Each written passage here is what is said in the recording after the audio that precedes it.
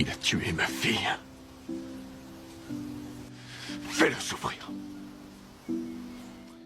Qui n'a jamais été contrarié, qui n'a jamais été blessé par un être cher, qui n'a jamais été trahi par un proche. Bien sûr, tout le monde a déjà été contrarié. Et il arrive que lorsque la blessure est trop profonde, on a du mal à pardonner. On se dit hors de question de pardonner. Ce que cette personne m'a fait est inacceptable. Mais à cet effet, que signifie donc pardonner? Pardonner, c'est le fait de ne pas tenir compte d'une offense qu'on t'a faite, d'une erreur, d'une faute.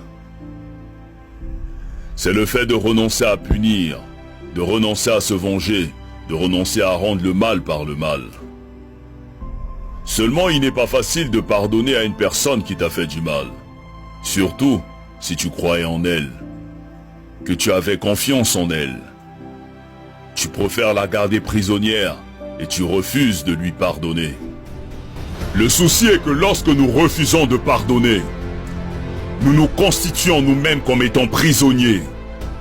Et on commence à développer la haine, à développer l'amertume, à cultiver la jalousie et à cultiver la rancune.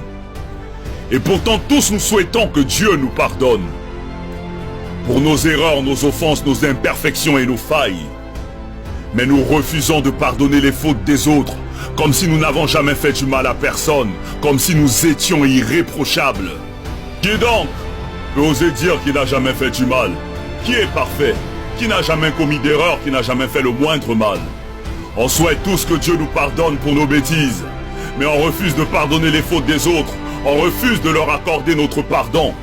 Et nous sommes toujours les premiers à aller à l'église, à aller à la mosquée, alors que dans nos cœurs nous avons des gens qu'on a constitués comme prisonniers. Mais jusqu'à quand allons-nous porter ces fardeaux? Jusqu'à quand allons-nous refuser de pardonner? Mais qu'est-ce qu'on gagne à détester ceux qui nous ont offensés?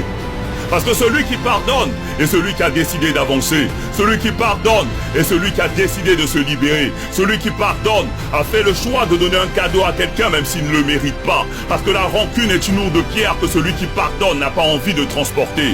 Quand tu décides de pardonner, tu le fais d'abord pour toi-même. Tu le fais pour avoir la paix. Tu le fais pour avoir la tranquillité. Tu le fais pour être libre. Parce que celui qui refuse de pardonner est un meurtrier qui s'ignore. Pardonner, ce n'est pas oublier, ni cesser d'aimer, mais c'est se libérer d'un fardeau, c'est se soigner, c'est relever la tête, c'est prendre son chemin avec le sourire pour avoir un meilleur lendemain. Pardonnons à toutes ces personnes qui nous ont blessés. Pardonnons pour que le Tout-Puissant à son tour puisse nous pardonner. Pardonnons pour être au-dessus de ceux qui nous ont contrariés. Pardonnons pour retrouver la paix et progresser.